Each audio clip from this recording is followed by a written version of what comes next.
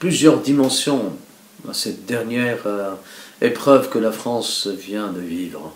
Il y a une dimension purement militaire. Il faut savoir aujourd'hui que la France est affrontée à des guerriers noirs, on les appelle des kamikazes, certes ceux qui se condamnent à mort en arrachant la vie des autres. Nous n'avons pas besoin de les condamner, ils se sont eux-mêmes condamnés. Mais ce genre de guerrier, nous pouvons l'affronter directement. Les militaires disent que ce sont des attaques asymétriques et il va falloir s'y préparer. Et on se prépare en mettant l'armée en face justement de ces dangers.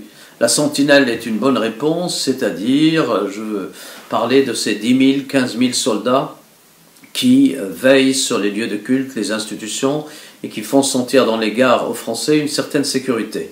Mais ça reste de l'ordre de l'imprévisible. Et c'est de tout temps. Comme les assassinats politiques, comme les bombes qui explosent, que ce soit en Irlande, entre républicains et royalistes, que ce soit en Espagne pour le TA, que ce soit en Corse, nous ne pouvons pas prévoir cette violence qui est de l'ordre, bien sûr, d'une décision presque personnelle.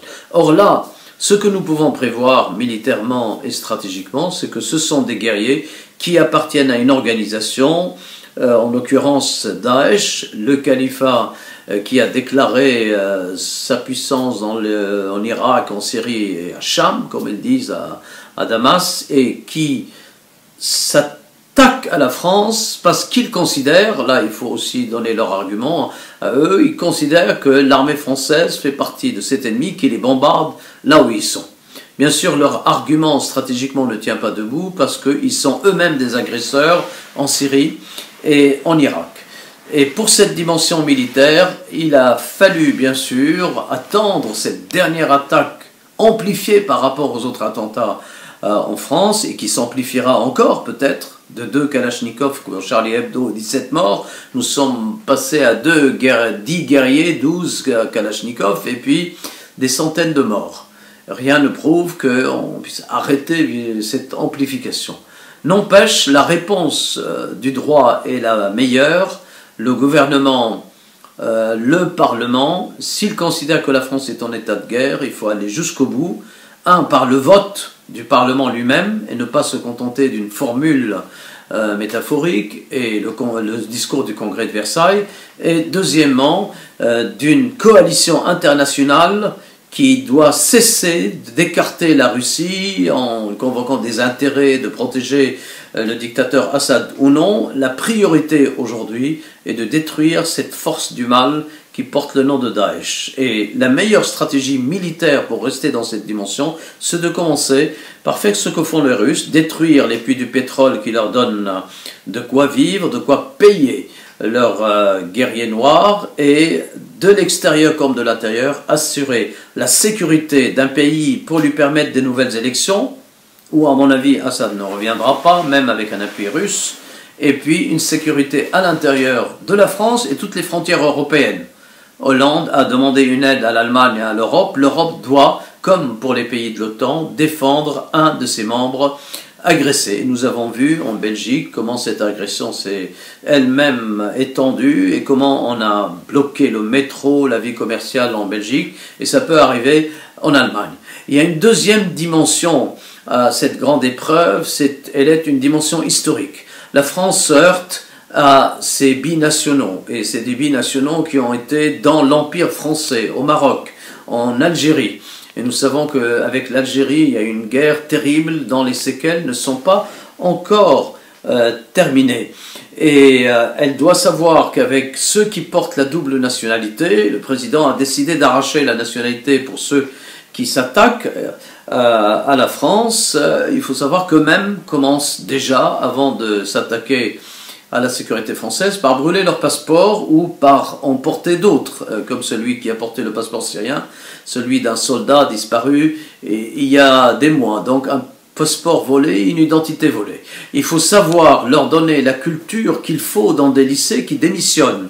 Ils démissionnent pour la langue française avec la dictée, comme ils démissionnent pour le discours patriotique et l'amour d'une France qui donne à cette 3e ou 4e génération après l'arrivée en Algérie ou du Maroc, qui leur donne une possibilité de s'exprimer, d'être libre, d'aller dans les universités gratuitement, de ne pas être pourchassés pour leurs idées et leurs doctrines, chose qu'ils ne trouveront pas aujourd'hui dans leur pays d'origine, en Algérie ou ailleurs, où la liberté politique, malheureusement, souffrent et où ils n'ont pas le droit de s'exercer. Il y a une chance, il faut que les Français qui accueillent cette génération n'aient pas honte de dire que la France est une chance pour eux, beaucoup plus que pour d'autres jeunes orientaux, arabes qui se trouvent chez eux et qui n'ont pas cette liberté d'expression. Et nous avons vu dans les révolutions des pays arabes que tous ces jeunes n'ont pas réussi à réussir leur révolution pour introduire un régime de liberté et d'expression politique, franche et directe.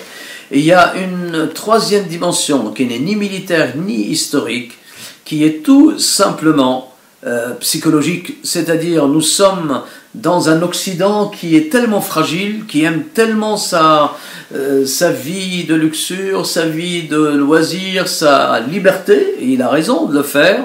C'est une expression d'une grande civilisation que de vouloir justement ce confort. Mais aujourd'hui, l'Occident doit savoir que nous sommes dans une époque qui suppose le sacrifice. Il faut des sacrifices et ce sacrifice commence par demander à ces jeunes de subir une période, je dis subir, mais de participer à une période de service militaire qui leur donne le sens de cette terre et de cette notion. Ils obéissent à un chef, ils apprennent à manier les armes pour la justice et non pas pour le mal, et ils apprennent à devenir des vrais combattants comme en Suisse, pays de neutralité et bien que justement beaucoup de Suisses passent par le service militaire, et comme partout ailleurs. Et c'est à partir de là qu'ils vont savoir ce qu'est la force au service du bien de la nation, plutôt qu'une force aveugle au service des causes noires, comme ces kamikazes, les malheureux, qui obéissent comme des cadavres à leur maître, sont manipulés, écartés d'une vie qui leur donne la chance, car sous leur maître, ils n'osent pas faire autre chose. Ceux qui ont déserté à Daesh ont été exécutés, ils ont été méprisés, ils ont obéi comme des cadavres, contrairement aux préceptes spirituels de saint Ignace de Loyola et de saint François d'Assise, qui demandaient à leurs disciples d'obéir comme des cadavres. Saint François d'Assise disait « Je veux des disciples morts », mais il le disait dans le sens spirituel, c'est-à-dire ils obéissaient comme des cadavres, ils étaient morts pour la vérité et pour un don total de la liberté. Ces kamikazes obéissent comme des cadavres pour une cause noire qui leur donne aucune liberté et qui met en cause toute la participation de leur pays d'origine à une liberté que l'Europe veut porter et que l'Europe veut porter déjà avec ces réfugiés qu'elle accueille pour les libérer. L'expression néo-résistance est une expression heureuse car elle permet à la nouvelle génération que résister aujourd'hui, c'est résister par son intelligence, c'est résister par sa parole et c'est résister par son action et sa volonté. Si toutes ces facultés humaines sont utilisées dans la résistance, c'est alors que les moyens de communication, les Twitter, les Facebook, les mails sont utilisés et seront soumis aux facultés de l'intelligence de l'homme, à sa volonté, à sa mémoire, au service d'une vérité.